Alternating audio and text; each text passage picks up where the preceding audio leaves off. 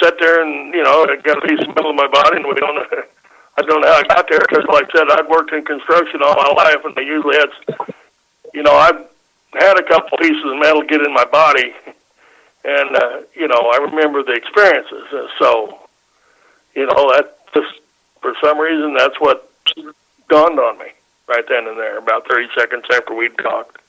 As I told him, I says, well, he had a student doctor with him. I says, finish your rounds and then come back after you get rid of the student doctor, and then we'll discuss what I think of happened. And when he came back, of course, I don't want to mention his name, but he was a Mormon. I knew he'd be a little more open to what I was going to tell him. When we come back, I told him about my experiences with several UFO encounters. Oh, now that would have been a fascinating conversation with a Mormon physician, that's for sure. Yeah, it was, but he was very accepting of it. And like I say, in 98, he had a little better computer than I had, and then a couple evenings later, I went over to his house, and we got on the computer, and that's how we found John Mack, and everything got done. And then when he left my hometown, my next doctor was very supportive of it too, supportive of me on, being abducted by aliens, having an implant removed. So I've been pretty lucky along them lines, I'd say, with my personal doctor. Now, over the time with some of the stuff I've had, I've told a few other doctors, and I've got ins, after or buts, but I think it's getting better. Yeah. What am I supposed to do? Right. Well, Vince, by the way, I don't want to keep you, buddy. I really appreciate you hanging on for a few minutes, get to know Timothy a little bit better, and thanks for your questions here. I'll let you go there. It was really great to talk to you, Timothy, and I'm really... Well, it was nice to meet you, too. You bet. Thank you. Yeah, well, thank you. I'm really intrigued by part of your story. Well, keep going. I'm trying to bring it down a little bit, because Dr. Leer's not around to help me anymore, and I guess I'll try to do what I can do out here. I've been out in the Tules, but being able to connect with the... All right, Vince. Well, thank you again. You have a good night, Michael, and you have a good night, Timothy. Thank you. Yep. All right, hang on, Timothy. I can. Sure. I tell you what, that is just a fact. A lot of people have heard your story, Timothy, or at least heard the stories of Dr. Leer's, implant removal of many patients and stuff, but it's not often that we get to talk with someone that can give us the backstories, of what kind of got them in the process of even exploring this kind of thing. So I imagine now that you had basically more than one experience that led you to believe maybe this was an alien kind of encounter. Is that right? Well, I've encountered 3 UFOs in my lifetime, up close. The first one was a large craft, 100-foot long, 20-foot wide, 10-foot high, that crossed the road in front of my wife and I. And we observed it for a little bit, several minutes, and 2 lights that came on, one right above another. When it got to the side of us, and I presumed it had to have landed because it was lighting up the sagebrush. And that's maybe when we end up with our missing time. As one program that I was on kind of stayed away for an hour, but we really don't have no idea how long. How long it was gone? Yeah, how long? And then the second one I run into was in the same spot, but it was a smaller craft, and we kind of had the same kind of deal. I backed up on the road again, but it stayed behind the hill that was there, unlike the first one, which landed beside the hill. And when it did that, I just, like I said, I came to town. And the third one I encountered was with my wife and daughter's present also, and it was a strobe light object of what size, I don't know. And we watched it for 10, 15 minutes, and I kind of knew what it was kind of being. My wife's a little bit of so I'm not sure my daughter's it was their first experience, and but it was an interesting one.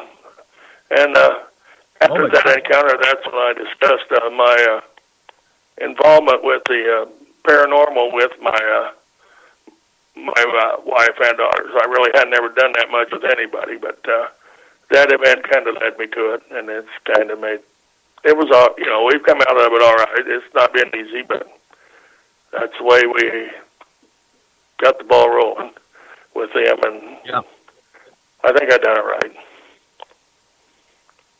Well, and how long had, by the way, I don't know if it matters and stuff, but how old was your daughter at the time that this happened to her as well?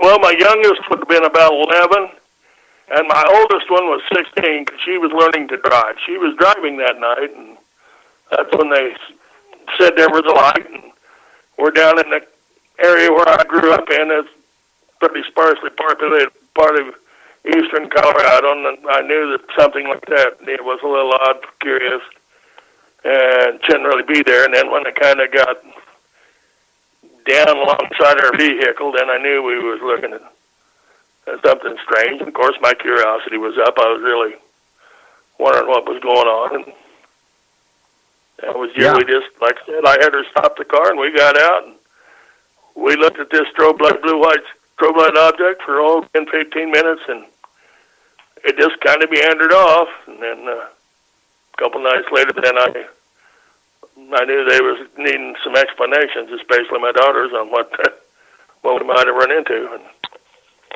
it's been all right. We've survived.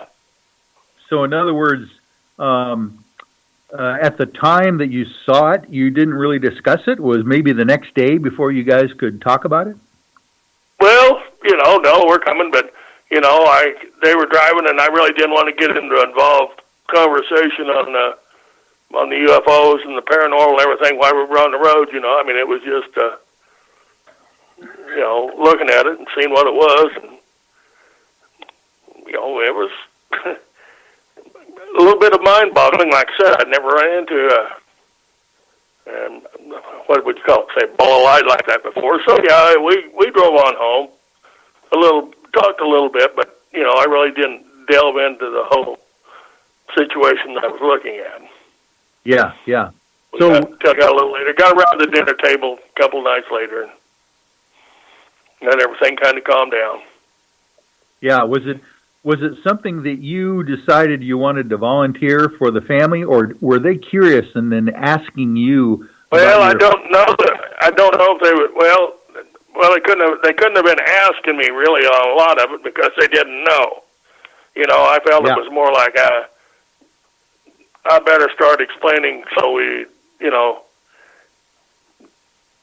get things out of the way and get it done before we end up with issues. And yeah, and it wasn't easy to do, but and it still never is. But that's just the way it is for me. But I think we've come out of it all right. My 16, 18 years, my daughters they're doing all right. So, and I'm proud of them, and that's, I hope I have. But all I can ever hope is know that their father was truthful to them, and that's it. Yeah. Well, that's important. And by the way, that's all that counts. Yeah. In a sense of whatever it is, that's all that counts.